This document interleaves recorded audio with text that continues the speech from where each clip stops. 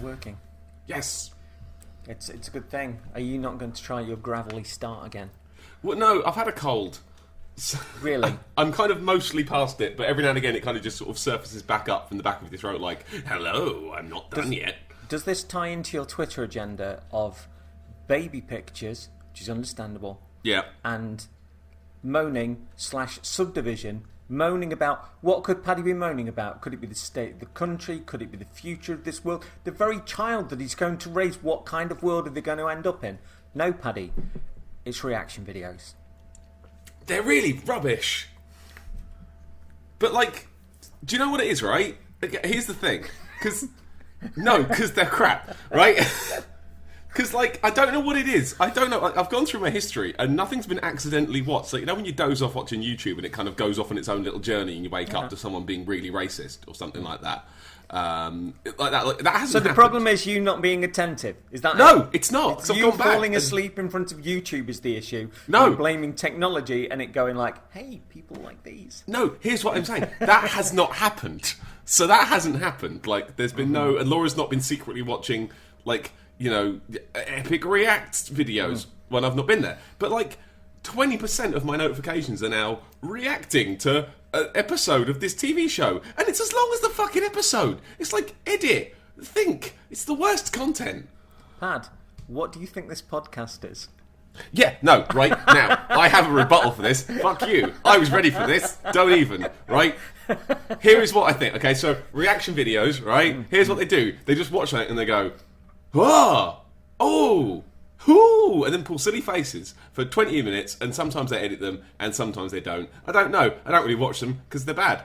But you know what we do? Is we gather our thoughts, we write ourselves some notes, some of us do, and we take our time, and we think about things, and we allow the opinion to formulate a little bit, and we put it out there when we think we've got an opinion, rather than just a snap judgment. We're actually thinking about things, like our end of the year show, which we put out in mid to late January, if memory serves. Because But you're going to go, if we're lucky? yeah, this year, which we like to let things settle. We like to think about things and kind of order our thoughts, you know, whereas just kind of going, oh, best thing, the last thing I played was the best thing. Oh, it's brilliant. No, it's bad. Reaction video, anyone can fucking react. It takes a true professional to think and write notes and then start a podcast with someone who doesn't write notes. Thank you for that subdivision of a compliment. But I think that there is a. I'm saying subdivision a lot, so it might even be the title of the episode. But I think there is a differential within reacting videos. I stumbled across one the other night, which was a doctor watching the anime Cells at Work. Mm-hmm. And basically breaking down what the buddy does and how accurate and how imaginative, like, the opening episode of the anime was. And I will give you this. I haven't seen the anime, but I watched it, and the guy was genuinely engaging, and he was clearly quite taken by what they'd done with what the body does naturally. And so I watched it and was like, yeah, that's cool. Getting into K-pop. There's a lot of there's a large scope of K-pop stuff. With the first that I got into was one called Classical Musicians React, and it was people who weren't into K-pop, who were listening to it, who were breaking it down classically and saying what was happening in the music and the changes. And from a musician standpoint, it was great. But these people were really down to earth, really lovely, and moreover, they've introduced me to a lot of musicians that I never would have gotten near. Like not just the stuff that's coming out now, but they were the people that got me into. Do you remember me mentioning about the Korean rapper that's influenced by John Williams? Yes. Like stuff like that, where I've gone like, oh Christ, there's an English fella called Azodi who's a K-pop songwriter, and he does video once a week, and again breaks down what the song's doing, like talks about the individual like sounds and the tones and the contrasts, and it's a critique. It's really good. See, and that's interesting because they're not the videos that YouTube wants to show you, though. No, I mean these are the ones that have kind of followed on from me watching classical musicians react. There are people who, there's a lass called Daniel Pedrosa, who's really funny when she watches the K-pop videos, and she really gets into them, and she's very joyous, but she'll often crack a joke or shout at a dog. Or there was a scene in like one particular video where everyone was dancing in these kind of leatherish suits, and she was like, on the stage it's just gonna be like this, and she just muted it, and it was just like when they were dancing, and I giggled at that. There are some of those that I've seen with dancers that are reacting to kind of dance practices or choreography that's in the videos, and it's great to see them break down something that I don't understand and see them marvel at how hard these people have kind of worked at what's there, and leaning into the Idolish 7 stuff that you introduced me into. There's a lot going on in kind of choreography and dance. And then there are the people who are just fans of the band, and there's a new single coming out, and it is just wonderful to see the joy in their eyes as they kind of freak out at how much somebody's grown, or how somebody's singing, or how their favourite band is making a comeback, and they get really teary or they get really emotional. Or BTS put out a promo video for the new album, which was different to the song on the album because it was purely classical, and they got this interpretive dance group to do a piece based on this alternate version that they'd done of the song. And all of the reaction videos that I saw, people were picking up on different things and interpreting the dance in different ways, and it was wonderful to see people process art in that kind of way. So I put it down to the fact that maybe it's not just reaction videos all told, it's the kind of reaction videos. Yeah, I was like, the ones that YouTube has shown me and almost exclusively wants me to watch are a popular YouTube games boy watches anime. Yeah, I can. Bad! Bad! It is. Popular YouTube games boy watches a game trailer. Bad! Very bad! But we can all go, well, that looks good. That's it. That's the whole content they give you. But I'd rather, like, what you've described is like an expert who has some knowledge in the matter critiquing as they play. Or someone who's got some insight. Most of the stuff I'm watching, they have no insight. I think there are the people who jump on it for the sake of it being popular or something new, like, oh, here's 12 million views. I've seen people that have done breakdowns of, I don't know, certain film trailers and got all the Easter eggs in there and stuff, and that's the sort of thing that I might watch when I'm having my breakfast or something. But generally, the ones that I've seen are the core that ties it together is people that are genuine and people that are passionate, and I look forward to seeing what these folks do. And don't know, put a smile on my face a lot of the time. So that isn't even what we've come to talk about. It's quite an aggressive start, isn't it, really? It is. But all I can say is that's us reacting to reaction channels. So if anybody asks you, that topic has been covered.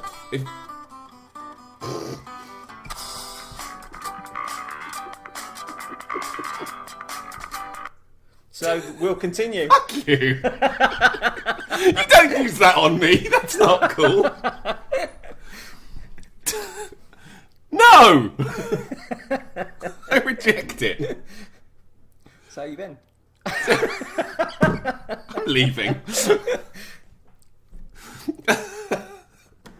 That's the worst thing someone's done to me today. And the baby was sick on my favourite jumper today. Wow, I'm glad I could. It's wonderful that the Vivi could do that, and then you're like, that is the worst thing that could happen today, and maybe just like smiles and then gobbles up a bit more. Yeah.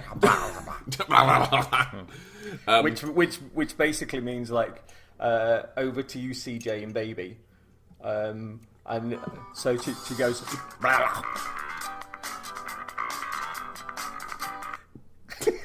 Thanks, Evie. Wow.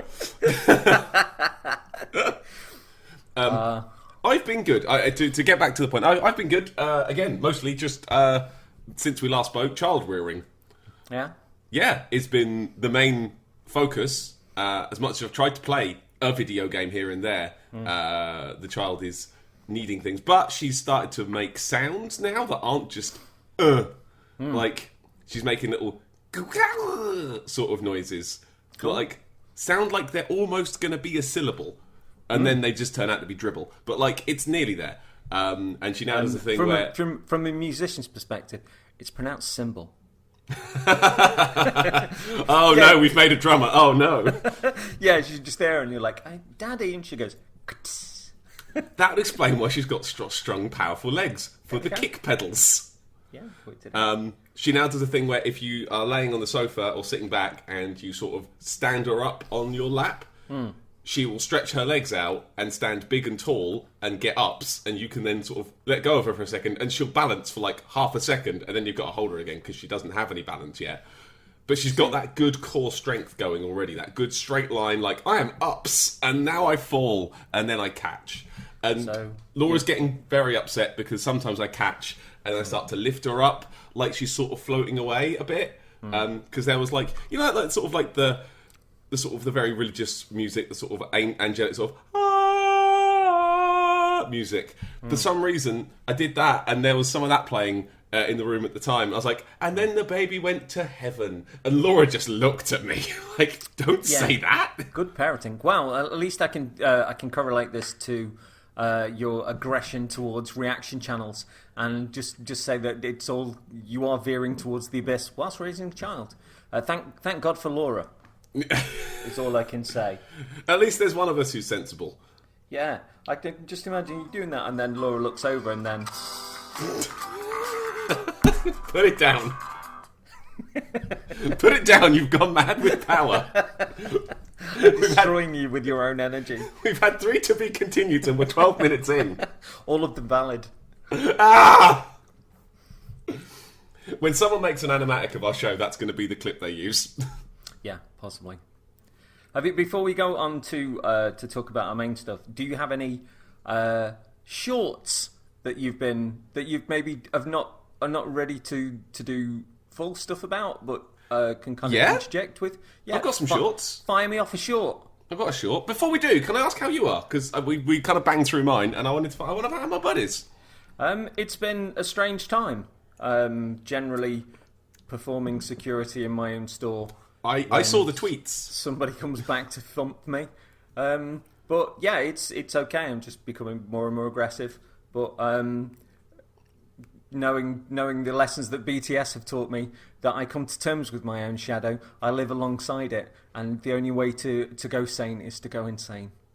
Thank you, BTS. Are we channeling similar energy? Because I told you this on Twitter, but I told a man off in the street the other day. Yeah, it was good. I liked your retort. And so just for the people listening, this man is someone who's been coming in my shop for a while. I know vaguely it's like a market trader, fat cat wearing piece of shit. But he's taken to going ginger as I walk past him for the last couple of weeks. And I don't like that. You know, you have to earn that. And even then, not like that. And like, I've had a bad week myself a couple of weeks ago. I had a really shitty week. And I got to like Thursday and I wasn't in the mood for it anymore. And he said it again. I just sort of span around and went, "Mate, why are you doing that? I'm not going to react. It's rude." And then I thought, right, that's that done with. And then the following Saturday, I walk to work and I say good morning to the people at the burger van because they're very nice. And I walk round the corner and I heard it again. And I spun on my heel and I walked back. And then I called him a sad old fat fuck. And I felt very good about myself because, like, I don't get there very often. Like, I'm not that guy. I don't yell in the street at people. But I walked home and I went back to work. I thought, I feel very good about myself, even though I'm furious. You see, I'm always the person that they come to when it comes to kicking people out because it's been a while since we saw each other. But I'm a bit of a buff old sod these days, and I do have my acting training, my brain blessed voice, and I kind of let my people go, but get the fuck out of my store. And you are banished from the cafeteria. I have inadvertently earned a nickname from the store, which is stuck, which is really weird. Go on. Really Yakuza, but I like it. When my boss found out that I'd kicked somebody out and what had happened, she said, "Did we see the dragon?" So that's who I am in the store. When I kick people out, apparently I am the dragon. So you're welcome. Also, Yakuza 0 is on Game Pass next week. Oh, it's a good game. Yeah, I heard that from you. Yeah, at length. So give me a short. Look at us. I'm going to pull out my shorts. I've been playing Dreams.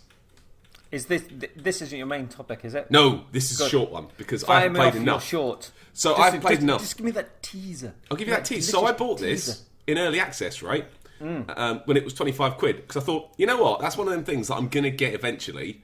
Like, that's got me all over it. I really liked Little Big Planet. I wasn't very good at making stuff, but I liked playing what people have made. Like, I put a lot of time into that. And I thought, that looks like my sort of thing. Like, you know, it's sort of like we talk about sometimes, like, come home, put on something weird for a bit, veg out, play something strange for half an hour, and then go to bed. Like, this seemed like it could be that.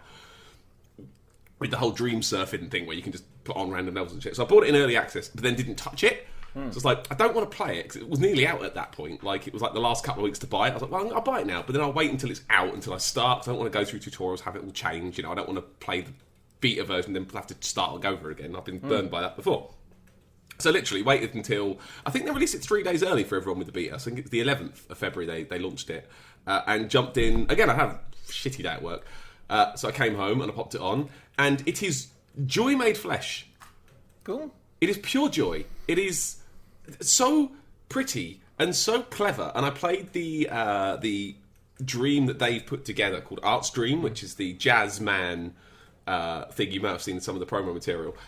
It's like an hour and a half long. It is fucking bonkers that you make a thing like this with a thing that you make games with a controller. I don't know how you do this.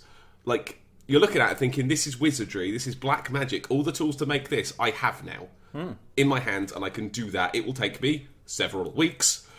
And, you know, artistic bent that I don't have. But, like, mental. I was just watching it and, like, laughing, like, going, how? What the... Really? But the whole time. That's cool to diffuse the day. And so good. A lot's to be said for those things that almost speak to you subconsciously, unconsciously, all of those things where you just kind of sit down and you just go, I'm in that place now. I'm in a good place. Like the show. So I put this on and I settled in and I really liked it, and that's kind of what I did for that evening, because it was then time to go to bed, because Madam needs to go to bed at about 10, half 10 now, so we have to go and get her done. So that's usually when the game's finished for the night. And then I jumped on the next night and sort of went to the Dream Surfing page where you can look at levels that have been made. And I played a couple of the popular ones that have kind of showed up on, you know, gaming websites like Ruckus, the one that's like a Godzilla sim, which is really good.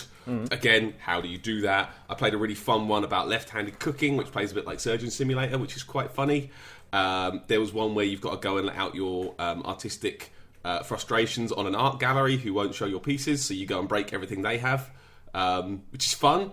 And again, just like I played dozens of things, like just play. Didn't feel brave enough to start the creation stuff. Had my first dip into that this week. Started doing some of the tutorials, and it's black magic. It's witchcraft. I'm sitting there with Laura doing it, and we're doing the tutorial about how to paint things. So kind of we've done kind of baking objects and placing them and moving around, but like how to make them look like stuff, how to give them a bit of life, and how to colour them in, which is cool. How to make them look fluffy, because everything in the game isn't made of polygons. It's made up of what they're called flecks, so like little fluffy blobs.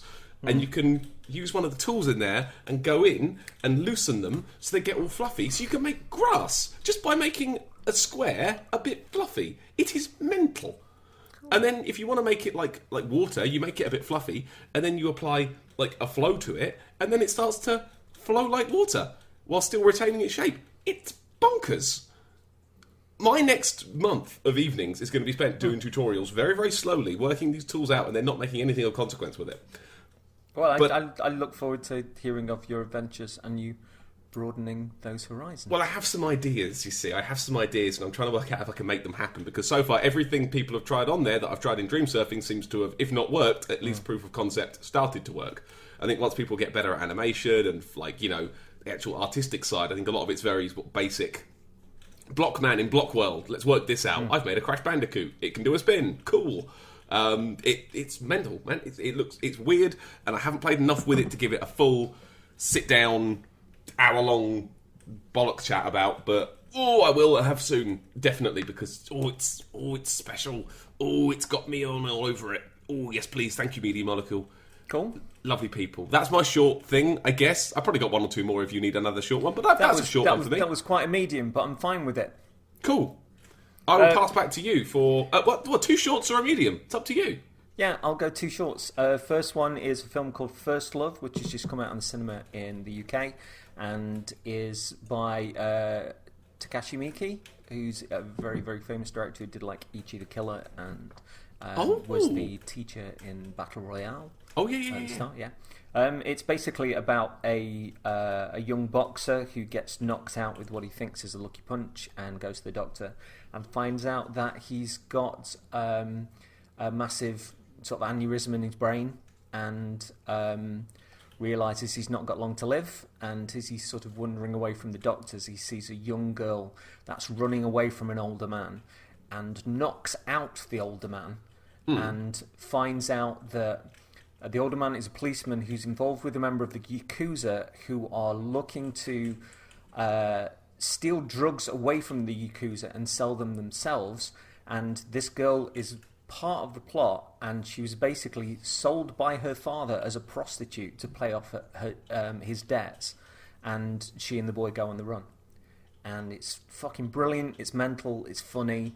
It's very Tarantino. It's just over an hour and a half long, which never happens these days. Round of applause for good movie making that's good on my evenings. The cast are all absolutely outstanding, and there's a couple of people who have been in anime live action adaptations in it. Okay. Like the lead lad was the lead in the live action Tokyo Ghoul, and there's a member of the Yakuza who's this young member of the Yakuza who's trying to get involved in this plot to steal drugs, who was the lead in the live action adaptation of the manga and anime Parasite with a Y. So, but everybody in it is just astonishing, like genuinely astonishing. And it's kind of the film that Tarantino doesn't do anymore. It's got that sort of spark and character and weirdness about it, but it doesn't seem kind of up its own arse and about 3.5 hours long. So yeah, that's my first one. Excellent. What was the name of the film again, very quickly? First Love. Excellent. It's very good. And the second one is an anime that is coming to Netflix later this year called Dorohedoro. It's about this city called Hole, which is poverty-stricken, and this man with a head like a lizard who was trying to find the person who turned his head into a lizard, and to do that he puts his mouth over a person's head, and a person inside him looks at that person and sees if they are the person who did it or not. And it's about in this world there are people called sorcerers who essentially are Tories who come from another world via magical doors to do magic on the people whole, and basically transmute them and turn them into other things just because they can. And it's weird. It seems to even though it's based on a Japanese manga which ran for 18 years. Oof. From 2000 to 2018, it feels very French. It's very metal hurlant. There's a little bit of Italian sort of gallo cinema in the way that it is. A million different ideas a second. You like the bad guys, you like the good guys. And there's a through line through all of it with kind of the two lead characters who are almost like a kind of got like a Morecambe and Wise kind of feel to them. The voice acting's great. The lead guy was one of the voices in JoJo, I believe, and it's just weird. Pete and I watched the first 3 episodes today, and we messaged him later, and I was like, my brain's still trying to process that. It's like, yeah, 100%. It's great. So, yeah, take a look out for it. It's very good. I've googled it quietly while we were talking, and it looks good. It is very good. I like that lizard boy. Yeah, he's great. I also found out that the guy who voices him, who like I say has done a voice in JoJo, apparently is the voice of Jack Black when they do overdubs of Jack Black's films. What? Yeah. I mean... And as soon as I heard that, I was like, yeah. So yeah, those can go as my two shorts. I'm fine with those. Excellent. Short and also sweet. Yeah. Ooh. Do you want to do a long thing then? Yeah, let's get out of long ones. It's just 1 second. Just there it is. It's not that, is it, Pad? It doesn't make that kind of sound, does it? No. No. An acorn. It's more of a an plunk. acorn falling in a strong storm. The tiny penny slipping off a table. No! This is... Hang on. Hold on, I've got a matchstick. There we are. Oh. That sounded big. I'm ready to rock on if you've been laughing twat. Begin! Fuck it. Okay. So, mentioned before, we talked about E3 a lot as well, but Game Pass is amazing. Everything, we were joking about, everything's coming to Game Pass, and it continues to just be astonishing. I'm still buying games, but the little surprises where I'm often taken aback are my favourite things. When I'm in a fanciful mood and I go, oh, what's on there? Oh, go give that a go. And that happened with Sword Art Online Fatal Bullet. I've seen you tweet about this. And Right. I have very strong compulsions against that property, but please begin. Yeah, I have really no resonance with this property at all. I don't know much about it, other than that it's been going on for about 1 million years. People seem to love the first series, and then after that I haven't heard much. I'm presuming it's a case of depreciating returns, but I don't know. Laura watched both seasons, and I kind of caught bits of it, and it did definitely got worse. Games-wise, there's been a lot out on PS4 and Vita, most of which have been covered by our mate Gadget Girl Kylie. And there's another game out in May, an open world one apparently. Don't know.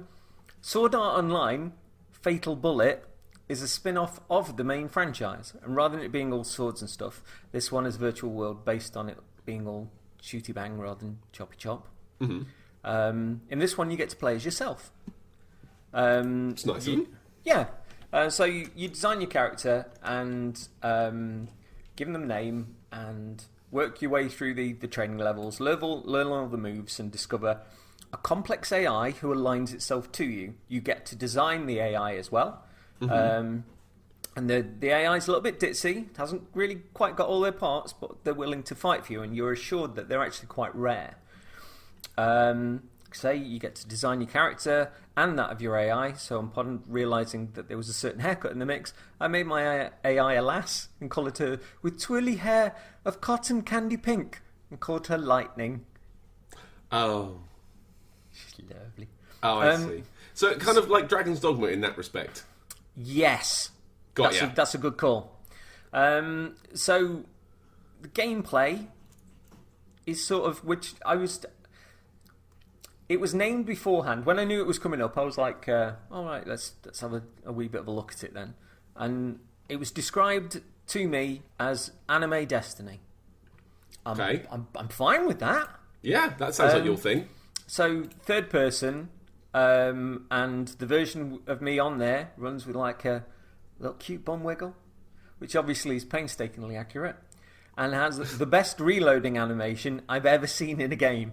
It's just, every time it happens, even now, weeks later, I'm still like, that's really cool. It's just like this spin of the gun in the hand, and then the other one kind of rocks into it and stuff. It's really cool. You don't automatically reload, you have to manually reload stuff. I don't particularly mind that. I just realise when I'm running out of bullets and just hit the button and revel in the animation. So you get to either target under your own steam, or you can have an assist. The assist is less fiddly, and allows you to aim with accuracy from distance all by yourself. But if something's running close to you, you can just kind of hold down the trigger button, and it will kind of, the circle will zoom in on the character that's really close to you. You can target down sights as well from that and gain extra accuracy, but you've got just a degree of being able to sort of deal with the chaos up front without really kind of worrying about it. Nothing worse than a shooting game if you have to aim down sights from 2 yards away. Like, I don't know what I'm looking at. Yeah, it's like I say, it's just really handy, and you can switch it on and off, so it's up to you. But I've kept it on because it's just kind of cool. Because when you're swarmed by stuff, you can just concentrate on jumping and getting out of the way, and sort of holding the fire button and readying your reloads. So that's kind of cool. As a warning, the game is pretty obtuse. In complimentary terms, it's very PS2 GameCube in that regard. Okay. The sort of game that you get for Christmas, it would be the only game that you have all year, and you spend that entire year trying to figure it out, and its systems, and its nuances, and kind of it becomes yours. Okay. The city itself seems both vast and empty at the same time, but eventually, just through exploring and talking to people, you get to figure out where folks are and what they do and the things that they sell. You may need a pad and pen by the side of you on the coffee table. Fine with that. You have your own apartment. Kirito, the star of the telly stuff and the other games, has his own room, and you're soon introduced to the characters that populate the shows and the games as well. And a number of those will come into battle with you. Okay. So that's kind of, I quite like that. You know, you're playing the game alongside the people from the telly show. But you're not necessarily being Big Balls Sword McGee. No, I mean, I think the other games you've all played as Kirito, but this is the first one where you've actually been allowed to design your character, and rather than it being like a Surge situation, my boy looks like me. Let me tell you, and I'm running around with lightning, and I'm quite happy with that. So what's the actual like world like? Is it scaled out like a Monster Hunter game? Is it like you go in and do a contract and come back to the city, or is it more freeform than that? Very much like that, yeah. You accept loads of quests and stuff, and you go out into the main wasteland, and you can shoot sort of the creatures that are there. You will get other players coming into the game, and I say that in inverted commas because kind of they're still computer generated, but you will get people of a higher level that come in with like better weapons to try and take you down, and you get better bonuses for those. You explore the wasteland and you find these buildings which essentially work as dungeons, and they'll be filled with like androids and Aggressive Bee is one of my favourite names of the Okay. And you'll eventually sort of go into a battle for a boss, but every enemy you kill will drop like bullets or experience or weapons or kind of stuff that you need to build other stuff.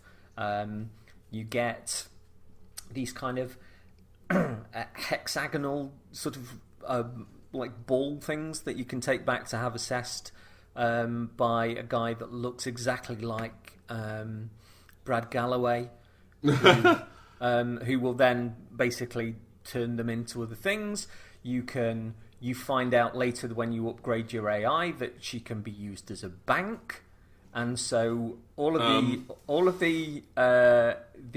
say if you go out on a mission and you sentence was wild. I really hope you're going to explain that. If you go out on a mission and you get, say, 450,000 credits or whatever it is, you will then be informed that your AI has taken half of that and has put it away. And so later, when you go back to that, it will have earned interest, which I think is really kind of cool. You visit sort of traders in the game who not only will give you quests and stuff. You can buy weapons. You can overclock weapons. You can upgrade them. You can get people to give you outfits or to make outfits for you if you find designs, and the outfits are gorgeous, absolutely gorgeous. And so yeah, it's a strange one. Let me think what else. There's the dungeons kind of go a little bit more Tomb Raider. Okay. You've got like puzzles to solve and like bonuses to find and stuff, but it is like a like a kind of metal concrete dungeon, if you will. You've got an electric grappling hook that you can jump onto. More of a buildings bunker with. than a dungeon. Does that sound? Yes, kind of. Okay. A bit more like the second level in the Surge. Oh, okay. Yeah. Yeah. So yeah, you can run out of bullets. There was one boss where I turned myself into the tank for the mission and tried to draw the boss's attention, and the other character, Lightning and Kirito and Asuna, were basically like targeting it whilst I ran around with no bullets. Okay. Just sort of leading the boss away from them, which I thought that's still kind of cool. It's fun. Yeah. Let me think. There's a multiplayer mode in there, but I can't attest to how good that is because I've not bothered with it yet. There is a demo.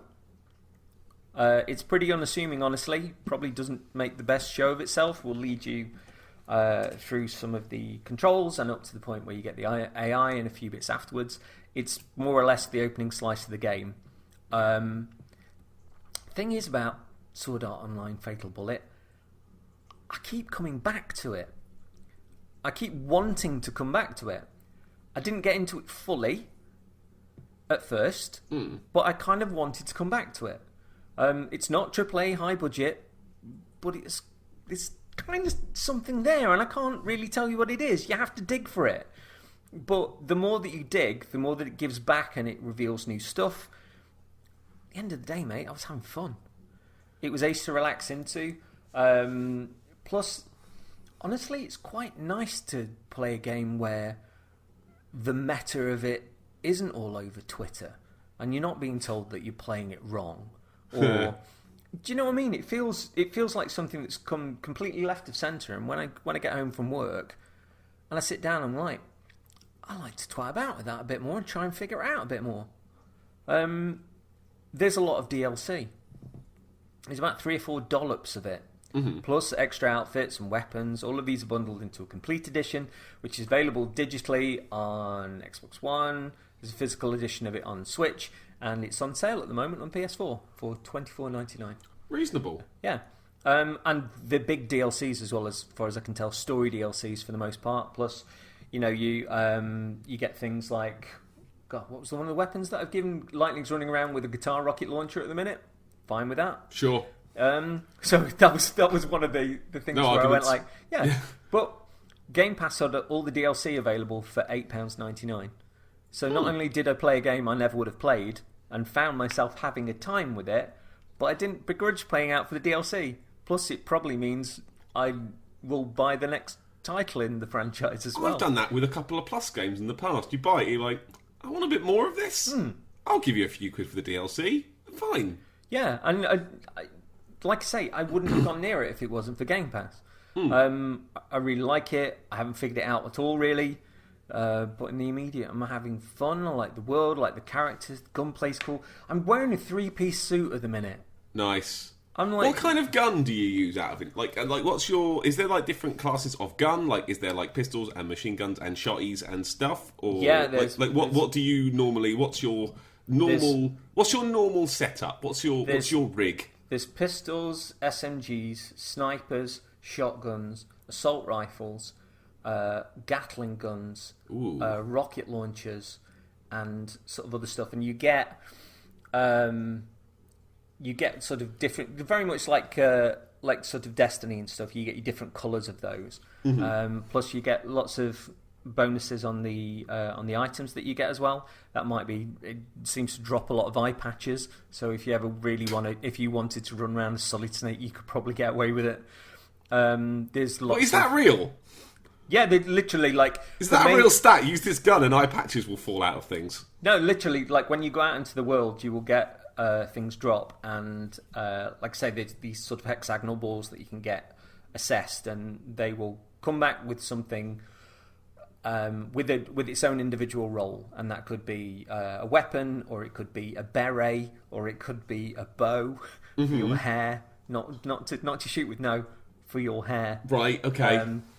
A flat cap with bunny ears on it. Of course. Which I'm there for. But it could be any of those things, and they've all got their individual roles as well. So you can decide what you want to do with them. But yeah, you start out with a pistol and I think an assault rifle, and I moved to like a sniper rifle. But then I got a green, which is like an epic of, I think, an SMG, which I started using to do more damage. And obviously, the more damage you're doing, the further you can get into the world. And it's not open world; it's kind of a big level. But the further you go into it, the more things that you'll find, and the more that you'll get swarmed and maybe get overpowered and stuff. So there's a trepidation the further that you go into it. But it's just fun, man. I'm just really having a time with it. If I was 12, I'd feel this game was mine, all mine, and no one else understood it at all. And I keep chipping away at it. I'd probably be drawing the characters. It's neat. Probably the biggest compliment I could give it was if I was going on a really long trip, this would be the game that I'd buy for Switch. Because I know it would just swipe my time, and it's not particularly oppressive. Like I say, don't expect AAA or anything like that. If people played the demo, they might go like, CJ was talking about this, I'm not really feeling it. Honestly, I may have been kind of in that position myself, but there was something that drew me back. There was something that made me want to keep playing it, and obviously I had the advantage because I've got the Game Pass subscription. But before long, I was buying all of that DLC, and I still wouldn't say I've completely gotten a measure of it. There are people in the main city that will trade information, these black market sort of weapons dealers. I've not super dived into the story massively yet, but of course you haven't. You're CJ. This is true, but I think it's one of those things where one of the things that is a standout for a game for me is just being able to go home and relax into it. And it is very chatty in places. You will get sort of lots of anime chattiness should you need it, should you follow into the story. But if you don't mind kind of anime conversations, that's fine. I don't know much about the grander series as a whole. I just know that this sort of game that the characters play in is an offshoot of the sort of Swords and Fantasy one of the original, but guns instead. Yeah. I really like it. I can't nail it to the mast exactly why I like it, but the thing that keeps drawing me back is because I keep wanting to put it on. And you can't really say more about a game than that. I'm sure there'll be plenty of reviews on the internet that'll just be like maybe a 6 or a 7. The end game falls apart. It's almost a good game.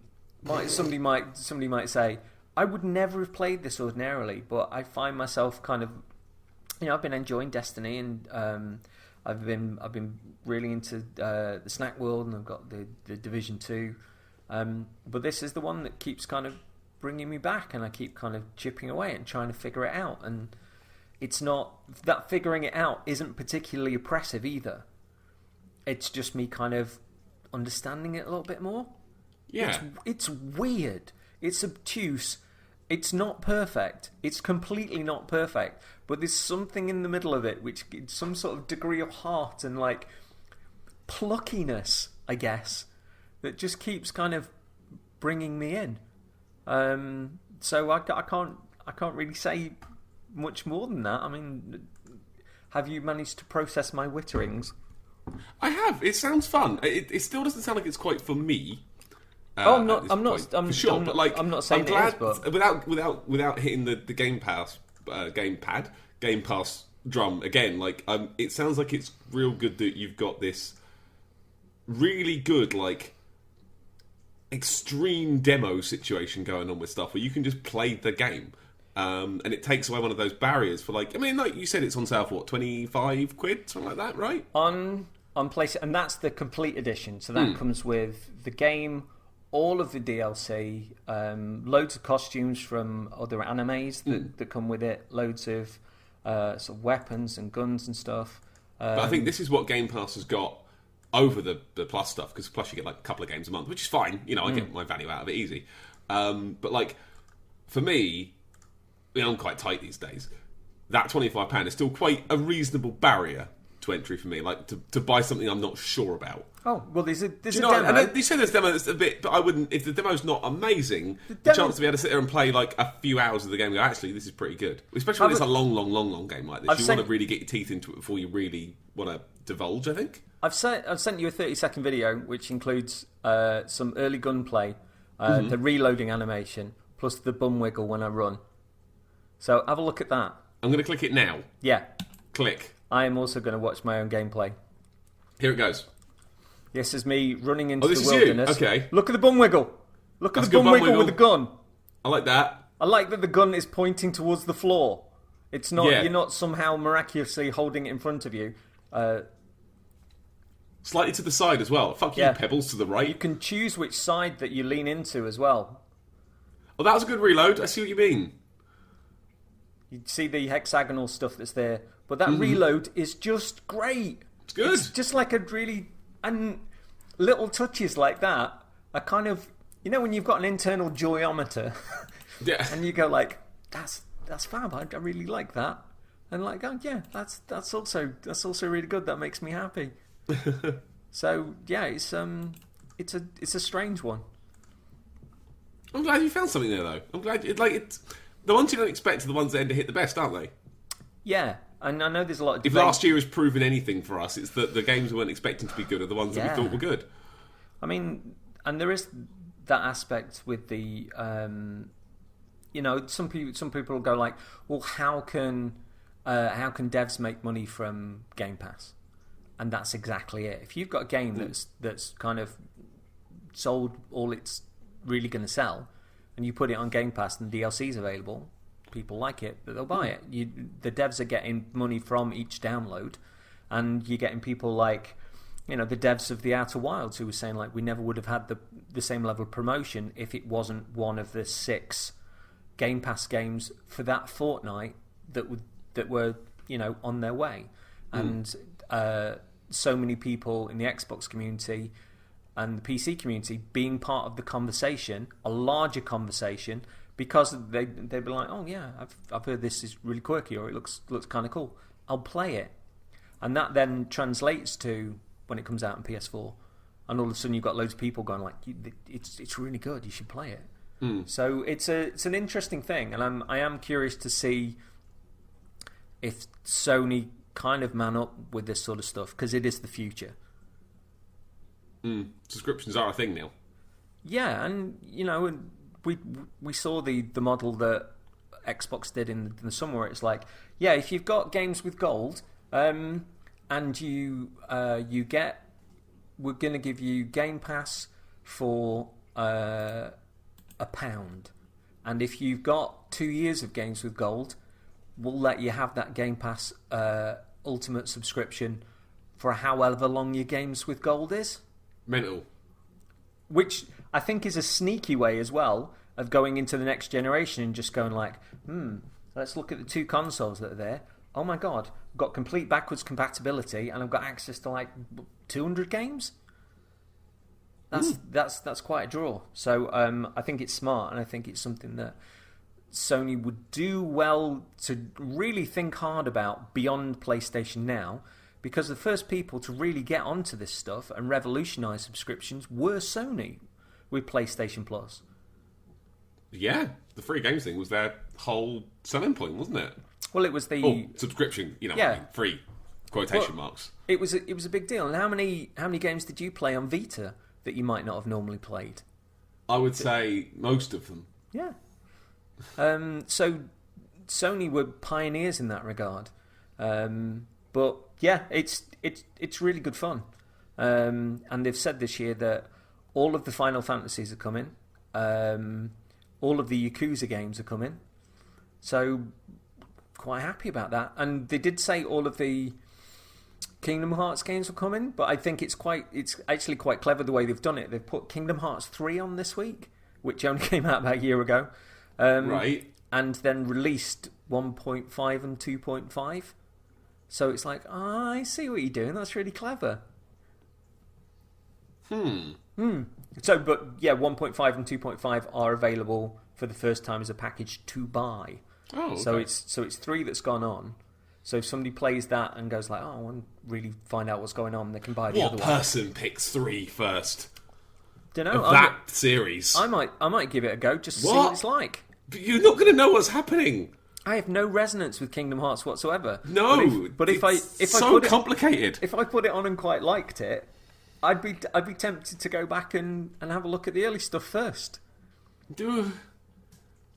So I'm worried for you. Why? Because I've seen a lot of Kingdom Hearts. Laura's played it, and I've played some. I'm going to stick on 3 just to see what it's like, because he was working on that for about 600 years. Yeah. Yeah. Just put the language to French. It'll make just as much sense. That sounds fair enough. But yeah, that's my waffle with... That was good. Yeah. It's delicious waffle. Nice syrup. It's fun, and hopefully it is one of those games that nobody else has talked about on a podcast, which would be nice. Yeah. So we do like to be different. Yeah. Here we go, time for 9 hours of Destiny chat. No. I like that. I'm still kind of a ways off picking up something just of that ilk. Try out the demo. I think. I'll give the demo a go, yeah. To see what I'm on about. I still don't think you'll pick it up, but I think you'll think that it's pretty fiddly. I think I had to alter the sensitivity on the camera a little bit. It doesn't explain itself awfully well, but I think underneath it you'll go, I can kind of see what CJ's on about. There's something that kind of... There's an itch at the back of your head, or just at the back of your neck that you can't quite reach, where you just go, I'll stick on a bit more of that. And there's something here. Obviously, I had the advantage of being able to do that without an initial cost, but soon I was just like, okay, lots of story DLC plus costumes, and I can give my lass a rocket launcher that looks like a guitar. Yeah. Click. Yeah. I'm fine with that. So that's my deal. Fantastic. Good deal. Good deal. What you got for me, bro? Right. So I'm my thing. I've been playing something which I did play a little bit of before the baby. I didn't really click with a lot. You know, oh my god, we've got a theme. I know, right? So you know when like you can see something's there, but you're not in the right headspace. Yes, sometimes moods can affect things like that. 100%. And I wasn't quite ready for it. Wasn't quite there. I played like a few hours, and I was like, it's okay, but I'm not really digging. I've got other things I could be playing right now, and I mean that kind of pre-baby month was a bit of a month for that because I bounced off several things that month. Death fucking Stranding, bad game, and I kind of. After our last Game of the Year show, I think I just got back on this particular title, and I've been playing it since then. And I was going to kind of try and do like a thing where I was going to try and talk it up and make it sound like it was Death Stranding and turn it around at the end, but I couldn't quite make it come together, so I'm not going to do that. I'm just going to tell you that sounds like the sort of shit I'd pull, though, to be fair. Yeah, there's some similarities there. I couldn't quite make it work, and everybody knows I'm not going to play Death Stranding again anyway because it's wank. Oh my god, this isn't the thing that Brad Galloway said is better than Death Stranding, is it?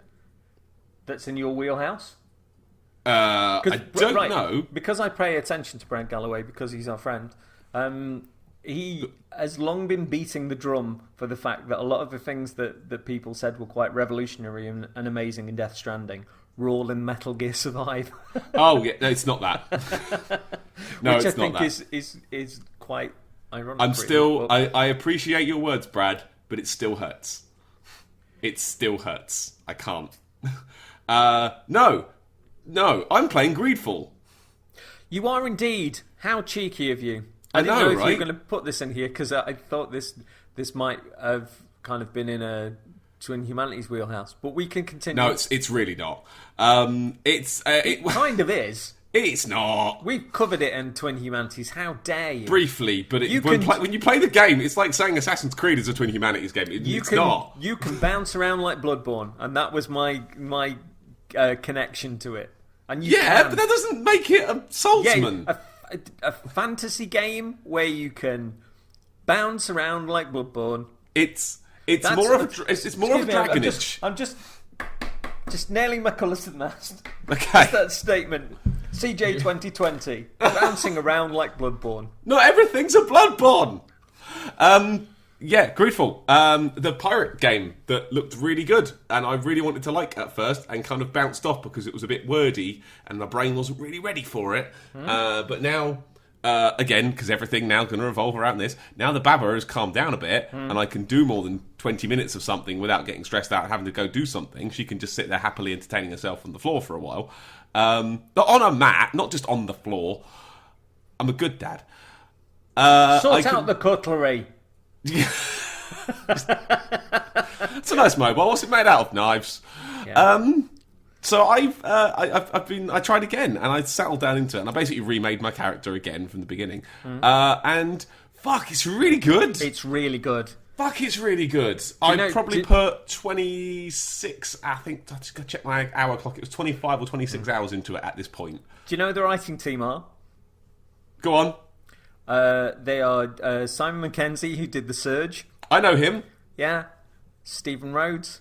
I know him quite well. Yeah. So he runs my D&D group. Consider everything hereafter corrupt as fuck. I knew they were kind of on the team. I didn't know how integral they were. So yeah, I did. Yeah, I mean they are on the writing team, but Simon in particular, I talk to a lot. I think he's a really ace guy, and I'm still in awe of the Surge story. In awe of it.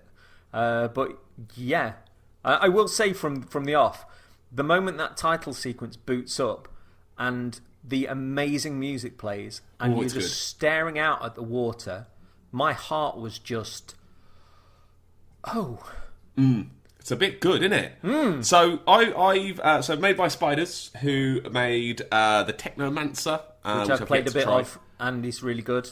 And they made a game called Bound by Flame as well, which I've played a bit of and didn't quite get at the time, and I really want to go back to it because it didn't get the best reviews. But they are a company that is getting more ambitious, and I think they've been bought out by Big Ben Interactive recently. I don't know. So no, but I mean that they probably had a bigger budget for this to play around with. But it's a pleasure to see a small independent company not only get more and more ambitious, but they got a lot of press for this, and they got some good reviews as well, which stands them in good stead for where they go next time.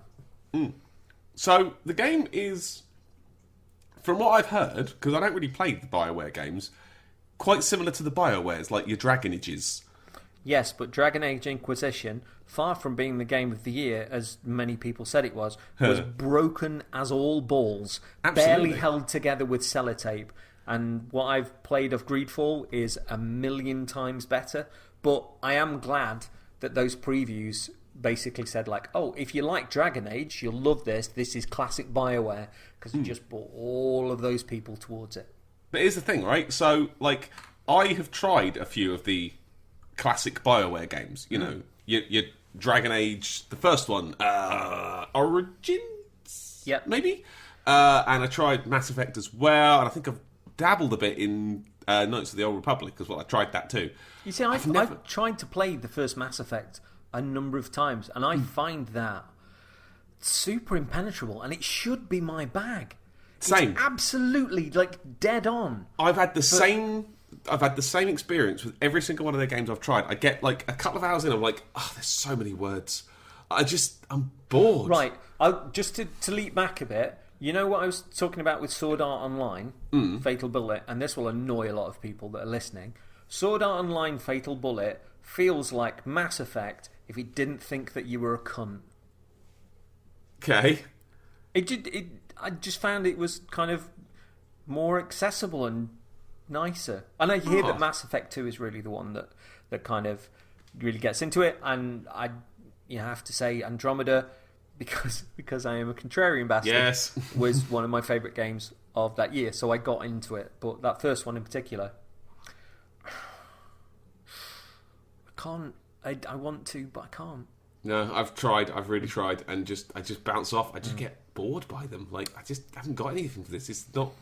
They're not interesting. I think they focus too much on talk. It's like I'm not invested in this talk though. Whereas this time in this game, I was. Because like they throw 100 different things at you all the time. Like you're hearing hundreds of different like terms and phrases that you kind of have to work out based on context. Like there's no like, what does that mean option. The thing that all the natives on the island, they call you Onol Manawi, which is like, what does that mean? Like you have to work it out through context. Also, don't you think it's good that it doesn't seem to be like your good and your bad options, that you're trying to figure out who people are and what they're about. Yeah, this game is not like, it's not Assassin's Creed. Like it's not that. The game is, you're a diplomat, you're a legate, you are in charge of diplomatic relations for your whole country. You can be a pure arsehole. Oh, you can. That does not impact the fact that when you talk to people, often, like, rather than going like your good or bad options, often you want to push people into cul-de-sacs just to see how they react, because you're not implicitly told like, oh, this person is a very bad person. You kind of have to work it out. And with stuff like, the trader early on that's being kind of had all his stuff stolen. Oh, the native guy, yeah. All of that mission was amazing. Yeah. So yeah, like, and they've all got like lots of folds and little bits, and each mission will kind of make people like you more or like you less, and you've got little kind of like relationship bars for all the different factions on the island. And I'm particularly trying to make life awful for the people of Teleme, who call all the natives heretics, and that doesn't sit well with me. So I'm doing everything in my power to ruin them. Yeah, I keep accidentally finishing quests that's like relationship with Teleme +1. Like, damn it, I didn't want to. Bollocks! Like I keep accidentally making it better. But I'm working on it, and I'm getting there. And I think the natives are one of the only ones I've got a very positive relationship with, because I just like them. I like that when you get further into the forests, that rather than seeing, in the same way as we had with Outward, rather than going like, right, there's something that I can twat, you go, can I get around it?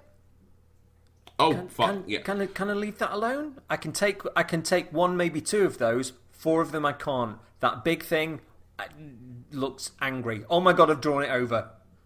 Oh, the music's kicked in. Yeah, my instincts were... Although that first boss battle was not only brilliant, but you were assured that thing was heavily sedated. Yeah, this one is very, very fucked up. It's still going to wreck your house. Yeah.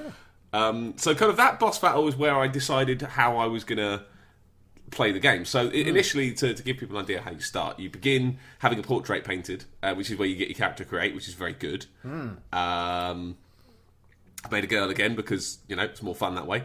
And you kind of essentially do a few missions on your kind of your port town, where you're kind of getting ready to leave for the new world. You kind of meet the characters that are going to come with you. You have to rescue your cousin, who's going to be the new governor of the island, Constantine, who is, at first glance, an absolute buffoon, but he's very pure. I like him a lot. He's not the goof bag that he seems to be. Like the standard kind of son of the emperor, kind of like, oh yes, absolutely, ha ha ha ha ha, everything's fine. Oh, let's get drunk. Come on, let's go. Ha ha ha ha. You must show me around. He's the guy. If I'm thinking of the right person, who is, is he the son of, or the adopted son of the rulers, and they don't want him to leave, and you're initially asked to look into his disappearance, but the fact that it might actually be him just trying to... Oh no, that is... He's supposed to be coming. Like, he is absolutely supposed... I think you're thinking of... there's a mission where you're hunting a cabin boy down who's gone missing. Yeah, it might be, but the story behind that is really interesting. Also, if Constantine is the person that I'm thinking of, there's a lot of things on that opening section which seem to be beyond your level, but if you swap your clothes for the clothes that Constantine's wearing, he's got extra abilities. I stole his clothes and didn't give them back for ages. Yeah.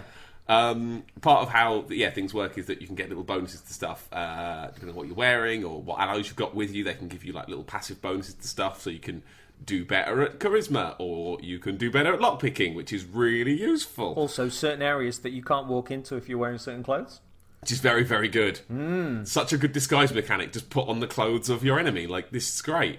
Took me a little while to work out all the logos for what was what. There's no in-game glossary because I got it wrong like 4 times before I worked out what coat I was supposed to wear. Because you know me, your boy likes a coat.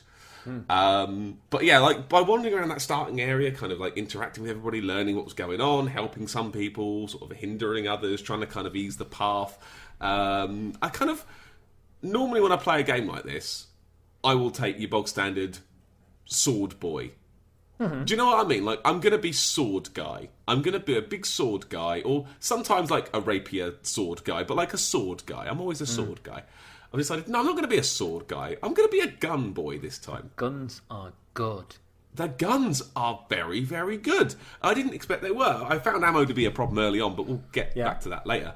But yeah, I thought, let's try this gun out. I've got a gun. Let's put it onto a shortcut. And oh, that's a lot of damage.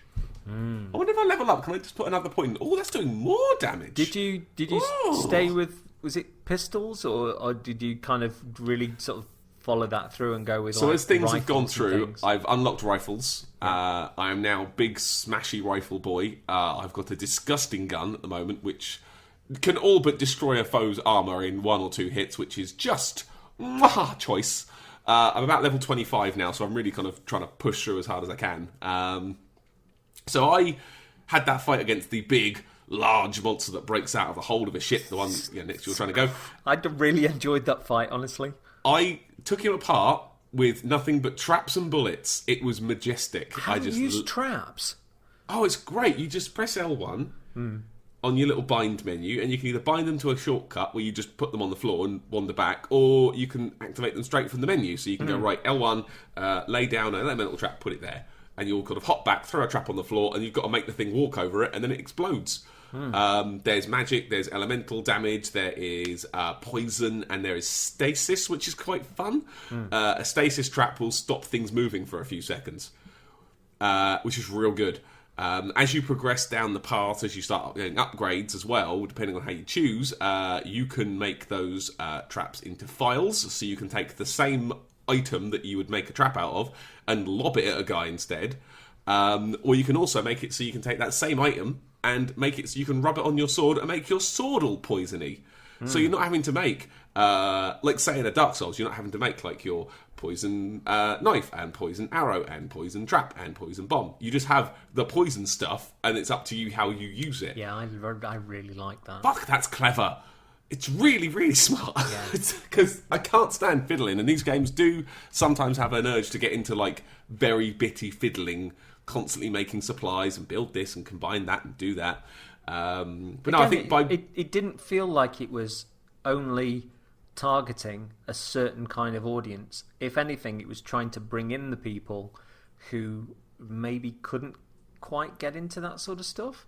100%. And bring them on side, but not by dumbing things down, just kind of making smart decisions. So there's actually, it's really smart in the way that it lets you establish and put your character together. So as you're playing, as you level up, without getting too far into it, you kind of have almost 3 separate upgrade trees to play with that you get separate points for each one. Your first main upgrade area is your talent, your skill points, which is where you do unlock things like the file throwing, like where you can throw your bombs at stuff, or your kick gets a bit stronger, or you've got the ability to now do a dodge roll if you so desire, or you can now, when your fury bar is at maximum, chuck a big poisony bomb at everything and it all dies very quickly. That's a personal favourite. I like that one a lot. That's my favourite one. It's really, really good. So you've got those points, which you get them every single level, and you can find skill points around, like there's altars in the main world as well, and you can kind of get extra points here and there.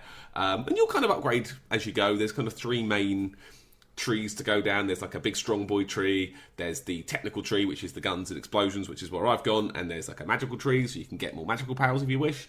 I'm focusing on the guns, and I'm starting to work my way into the sword boy tree now because I've filled up the guns one, which is very good. And you can really go and make the guy you want to make. So the second tree you unlock, which is a bit slower, is attributes. And these will be things like agility and endurance and strength and willpower, stuff like that. Accuracy. So if you want to be building the best guns, you want to be leveling up your accuracy. And there's only 5 levels of it, and you'll only get a point for this every 3-4 levels or so. So you've really got to take your time and think, right, what do I want? What do I need? What have I not been able to buy that I want?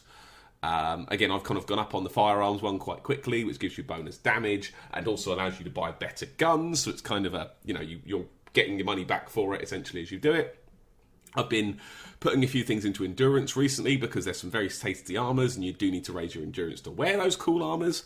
And some of the stuff later on hits very, very hard. So you do want to have some sort of defence. But again, you can kind of pick where you want to go with it, and you can see, well, actually, I'm leaning more towards the heavier sword, so I'm going to try and upgrade that one instead. I'm going to go for magic, so I'm going to upgrade my willpower instead. Again, you're kind of free to choose what you want. And you've got a third tree, which is talents, and these are your someone would call them skills. So these are things like your lockpicking and your charisma and your crafting and your science. And again, this is one you'll get a steady drip of every 2, 3, 4 levels or so you won't get them every single time. And this will allow you to, like one of them is vigor, so you can carry more stuff, lots more stuff, and it'll allow you to, when you get up to 3 points in it, to climb rock faces. If you haven't got enough points of vigor, it won't let you climb the rock faces. So you have to kind of think, right, what do I want to get access to next? Like, what do I want to do? Like lockpicking, there are 3 levels of lockpicking. There's level 1 lock, level 2 lock, level 3 lock. If you've only got level 2 lockpicking, you're not going to be able to do a level 3 lock. But then that's a whole point that you could be spending on something else. I went hard on science quite early. Science allows you to make the bombs and allows you to craft the ammo. Which is very, very, very good because ammo's hard to find, the rate I get through it anyway. And you are kind of really given choice. And this is where what I was saying about being able to kind of choose where you want to have your fiddle. Because if you don't really want to piss about with crafting, if you don't want to be making armour and upgrading armour and kind of farming leather and iron ore, and rubies to put in things, you don't have to. You can just go see the craftsman in the main town and go, yo, can you do this for me? And you just pay him money. And you still have to provide the materials, but you can just pay him money to do the upgrades, which is brilliant. Pay to win. Pay to win. Literally pay to win. And I've got so much money at the minute. My entire team is decked out with some nice stuff now. And it hasn't really broken the bank that much. I'm not... You see, I saw criticisms from some reviewers who obviously have to go from A to B as fast as possible. Who were just saying, there's a lot of padding and there's a lot of side quests. And yet, if you are involved in a world and you are enjoying doing stuff in that world, I kind of quite like to get into all the side quests and find out everything that's going on. And the other side of that is you get so flush that you can buy the nice things. So buy your way through your problems. So in many ways, like taking more time on doing stuff gives you a better power advantage for further down in the game. And it's not grinding is the thing. It's not just mindlessly fighting the same 6 wolves over and over and over. Like, you're going and talking to people and covering quests and kind of finding stuff in the world and picking things up here. Like, I can see a chest over there, but I can't reach it yet. What do I need to do to get over there? I need to get extra vigor. Don't you love it when you kind of... There was one bit in particular where I was waiting for somebody to turn up at like sunrise or something. And I was walking around this town like with my lantern. And it looks great at night. It's real good at night. But then there's the point where you might get mugged. Somebody might come in to try and do you over, and there's a part of me, like, a knot just went in my stomach. Not because of scared, like, oh yeah, I love the combat so much. That was just like, I get to fight you. This is great. And doing that Bloodborne dance and just firing the gun from distance and not being like a parry like in Bloodborne, but if you get a distance from someone, you could properly do them a wrongdoing. and it will do hefty damage. Yeah, as a gun should. Hefty damage, like not just like pip pip pip. Like it is proper like katoom. Oh, it's half his health bar's gone. Good sound on there as well. Oh shit. The combat's good and bouncy as well. I like the kick you get with your bog standard sabers as your second attack. Does no damage, but will destabilize an opponent, so it will allow you to kind of like stun them for a second to kind of put them off balance. And it's just a very nice little hop skip kick. It looks good. And you can just kick and kick and kick while, if there's one enemy left, you can just kick like a madman while your friends stand around it, stabbing him in the bum. Yeah. It's really good. You can bully things. I would say that, the other clever thing the game does is you haven't just got to upgrade these points of like vigor and charisma yourself. You get passive bonuses. So if you've got good relationships going with the people in your party, they will give you bonuses to stuff, which is real good. I think I've got an extra one on my charisma at the minute because I've got Vasco with me, who's the guy who's the Naught captain, who's my favourite boy. Yeah, I liked him as well. Some poison on my blade, and let's go! Like, it's very Dragon's Dogma. Like, I'm getting real Dragon's Dogma vibe because you're getting the same voice lines over and over, but I love them! Do you know what else ties into that? And it was one of my big frustrations when I saw the lead into this, and I saw the way that people spoke to... ask questions of like the devs in the community before it came out, and they were just going, "Is this an open world?" No. Oh, never mind then. What? And people kind of came to Dragon's Dogma with that same kind of criticism that they thought the world was too small, and yet Dragon's Dogma it felt like it got a curated world, not like you got to run for 10 minutes into the distance to find something else. And even though that this is kind of levels, if you will, it feels like a believable world, and it feels like they're giving us slices of it which are designed to entertain us rather than us having to run for about 10 minutes into the distance.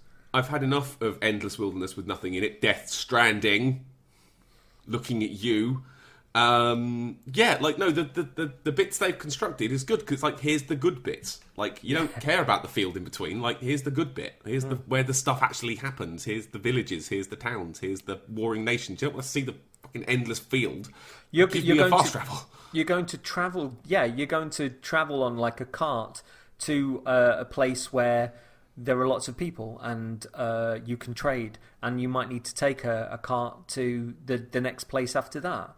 But you don't have to drive that cart for 15 minutes, and you don't have to kind of walk down an endless walking road. You just get there to a town or a place where people are, or a forestry area that you can explore. And so here's a good thing about the travel. Here's another even better thing about the travel, right? So here's the good thing about the travel. So you can go and get a cart, and it will take you to, I think, the 3 main cities is all I've got so far. Maybe there'll be more later, but and it will take you straight there for like 10 gold, which is nothing. Or you can go the long way yourself, which is to go kind of via all these different areas, and it will kind of say, oh, the travel to this place will take you 16 hours. So you go, go on, that's fine.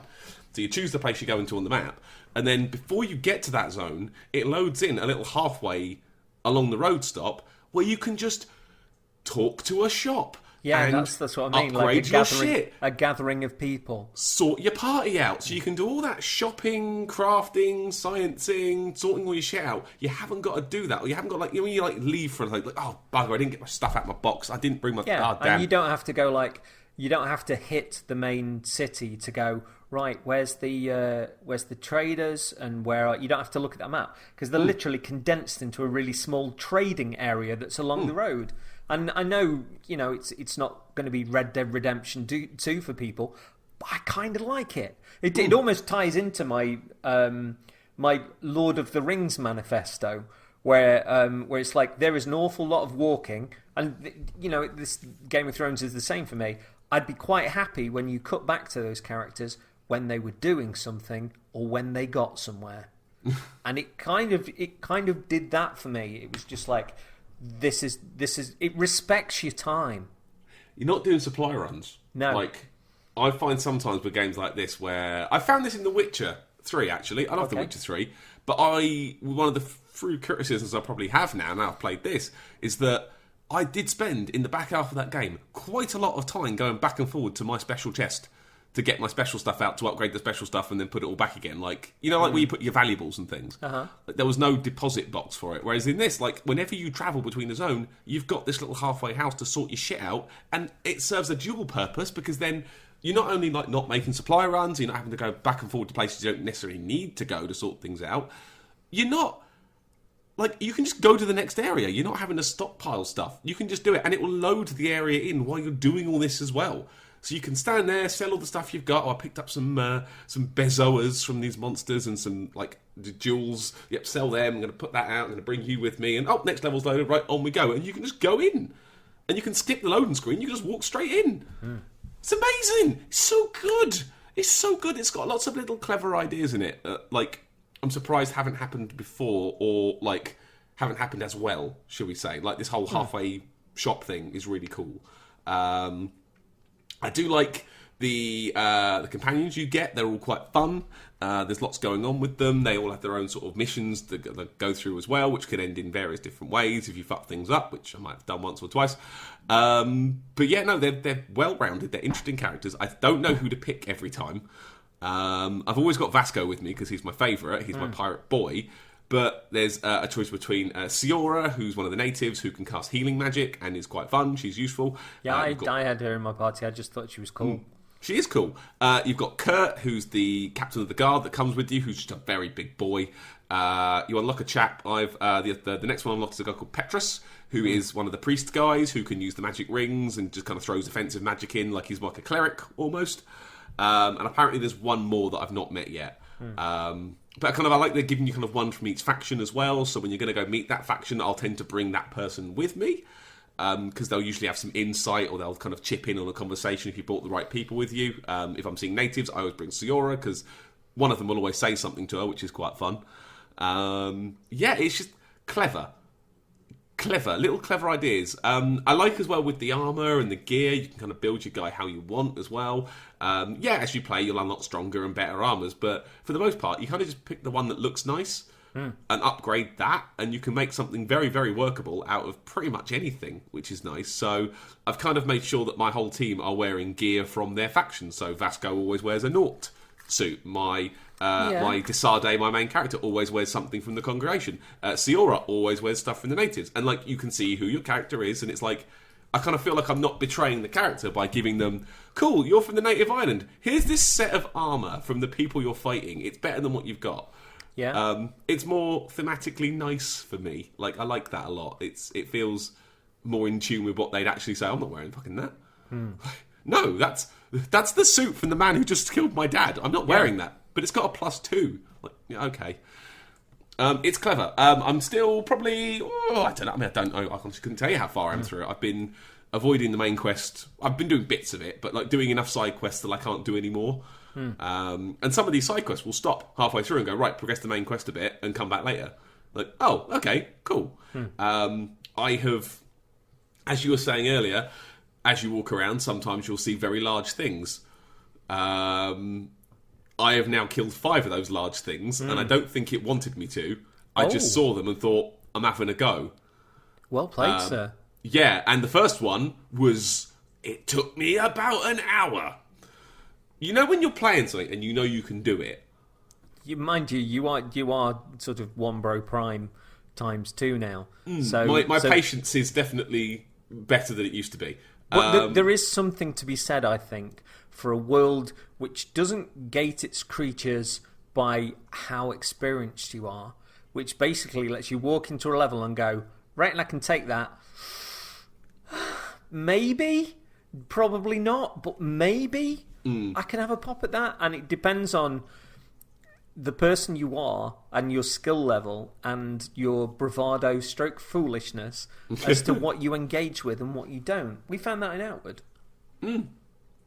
I also find it comes down to how many bullets you've got, because in the one that worked against this particular foe, used up every bullet and almost every trap. I was running on empty and it still had like 10% health. I was like, I can't do this much longer. I'm getting tired. These things look amazing as well. They feel heavy and powerful and lumbering and real, and I like that kind of mixture of like massive beast and deer and sticks and mud and because they're a bit magic. Fur. Yeah. Yeah, like it can throw anything. It's kind of got a bit of, and not on the same scale, obviously, but like they've got that kind of Shadow of the Colossus type look where it's like things have been smushed together.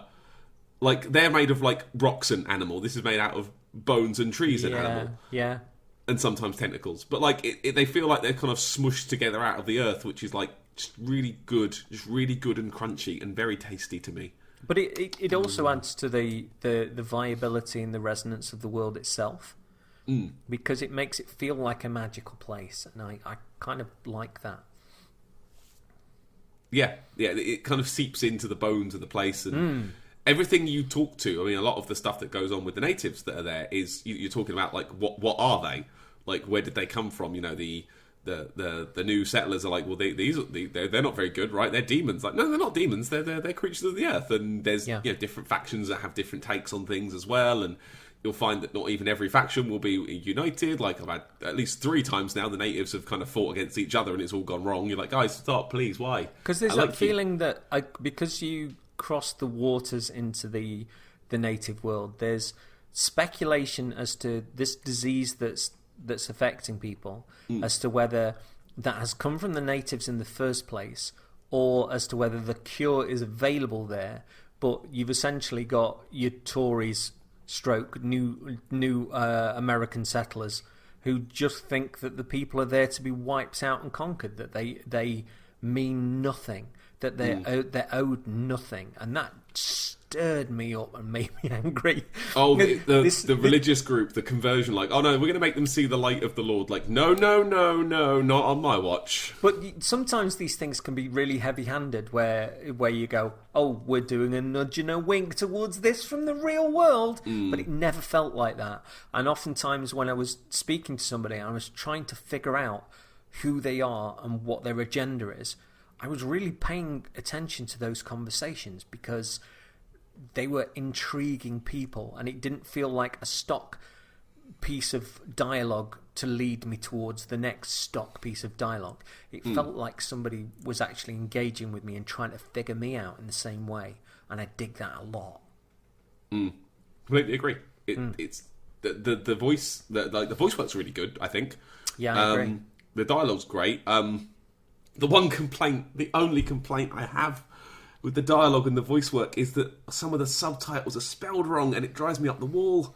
Right, there was a conversation with the devs on Discord about this sort of stuff, and across multiple languages, this isn't right, the grammar's a little bit wrong, and this isn't spelled right in Russian, whatever it might be. But the conversation was so polite. And the devs were like, "Oh, thank you very much for getting back to us on this. We'll get onto that with the next patch." And it was constantly going like that. It wasn't like, "Oh, your game sucks." It doesn't. It was a really lovely back and forth conversationally, and I just thought that's classy. And that's what I wanted to do. I wanted to sort of send them a tweet or anyone going, if you want, I can read through it and like just fix a few things. If you like, it's fine. I'll do it. It's okay. They're a small studio, and I think they realise that there are things that they've not quite gotten, but they're listening, and they're really proud of the response the game's gotten, and from the French lady who was sort of interviewed in a lot of the promo footage, that's super passionate about what they've done, and that heart of fire when somebody's talking about anything just riles me up. It made me want to look into the game in the first place. Do you know what, one of the things I liked actually about the language stuff? So the island is called Tier-Freddy, the place they're going, and everyone that settles there, all the people from your the merchant congregation and the people of Taleme and the Bridge Alliance, all the people that are settled, all call it Tier-Freddy, and it's spelled Teer and then Fradee, so Tier-Freddy, and that's what it says in the subtitle as well when they're talking Tier-Freddy. When you talk to one of the natives, they still say Tier-Freddy, but it's spelled Tirfradi. Ah, cool. And it's like, it's the Australia thing of, was it the joke about like, oh, what's that called? And they go, I don't know. And that's why it's called a kangaroo, because that's what that means. It's like that, like they've just spelled it wrong because they've not asked how to, I suppose the language probably doesn't work the same, but like it's it's written the way they say it, even though it's the same sound. I thought, that's nice. Yeah, that's really subtle. It took me a little while to notice it. And I was like, oh, hang on a second. That's what they've done. I will say as well that in my time with it, I was very protective of those natives when they were in regular settlements, shall we say. And you saw all those buildings being set up, and I was looking around at that and just going like, this is horrible. But the way that they treated that trader at the start, I was willing to protect him with my life for always, because he was a lovely bloke who was basically being stripped of everything he got, any chance of trading, even though he was told that he could do it, just because he was different. And because he wasn't from... Well, he was from there, but he wasn't, like, part of the community that they wanted because they were settling on his island and stuff. It's so well done. And I will say, he lives next to the blacksmith, which I go to see a lot because I didn't invest any points in crafting. And now, when you walk to that area of town, you'll hear him shout from across the road, "Oh, no, Manawi! Come have a look! Hello, nice to see you!" I love that. Oh, you've got some good things. It's great to see a studio like this growing, and I think that their hearts are all over this project. And I think whilst they haven't got the open worlds and they haven't got the multi-million billion-dollar budgets of kind of the big boys, I don't think they've done themselves a disservice in any way with this game at all. No, they've essentially cut to the good bit. Yeah, they've kind of. Yeah. It feels like. And I don't mean this in a bad way, but when I was playing it, it felt like a really polished last-gen game. I can see that. And in the fact that, there are certain things that last-gen games did with levels, and I like levels. I don't need open worlds, because a lot of open worlds feel like they're in there for the sake of it. And I've got nothing but good things to say about Greedfall. I really haven't. It's a very, very good game, and it's been probably the only thing that I've been able to sink my teeth into properly, I think, since the baby. And she's been sitting there on my lap, just I've been playing away, and she's been sitting there quite happily while I've been pressing buttons, and it's got a pause button, so that gives it extra points in my bank anyway these days. It's another one of those, I think, that came from Focus Interactive. Yeah, and, Focus Home. Yeah. Along with The Surge and Plague's Tale, I've got on Game Pass, which I really want to get into because that looks awesome. That looks completely up my street. They published a game called Styx, which is like a goblin assassin thing, which I wanted to like, but I couldn't get into. But that was all up again. That looked like it was up my street. Like, ooh, Focus Home, yes, please. So they are very, very good people. So I will say as well that we were gifted codes for this game a little while ago. So thank you to Alex for that, because they gifted us codes for this and for the Surge 2, and it's very much appreciated because we are fans, very big fans. And we're sorry it's taken so long to get to. But I think with the Surge 2, there was the aspect that the game didn't launch in the best condition, and I had enough resonance with the first game and enough respect for what I saw was there with the second that I wanted it in a better situation, so I could kind of invest into it. Greedfall was a case of me starting early with it and getting a good way, really wanting you to kind of chow into it with me, because it's always a pleasure when you get a chance to do that as well. And I'll say this to anybody, like, buy Greedfall, please support these devs, because it's a great game, and I've bought the game since as well. So I've put my money where my mouth is. Good lad. Yeah, thanks. Good lad. So is that us for this episode? I think so. Yeah. That was good. So thank you for listening. I'm going to have a brief conversation with Patrick after this is finished to queue up the next episode, but he has no idea what's coming yet. although there's a degree of trepidation, but there will be a degree of build-up. So we're going to record this now, then we're going to go away and do the thing, and then we're going to come back and talk. So that shouldn't be too long away, because I'm going to entice the living pants off him. Coming up next episode, Paddy reacts to... It No! literally is. Yeah, well, the start of this episode was literally just pointing out how much I've led you into reacting to what I'm about to say. But No, I will take my time and I will think. Anyway, then I will speak. Thank you very much for listening to us. Thank you for being nice, and we will speak to you again soon. A lot's happened these last few weeks. A few things that Pan doesn't know about yet. But all I will say is, for the people that really beat a drum for this show, that listen, that are passionate about it, and are lovely to us, I can't emphasise enough how appreciated that is, because though we might be small, we talk about the things that we love, and we love doing it, and the fact that people tune in and listen forever means the world. So it has, from the very first show right through to now. So thank you for that. I echo that sentiment entirely. I still see the odd YouTube comment from a video from when good friend Luke was going through the back catalogue and just nice. Yeah, it makes it's a good me feeling. happy. Yeah, we do this show for us, but I suppose for you as well, but we do it for us. So Nice. we'll see you next time. Thanks, everyone. Goodbye. Bye.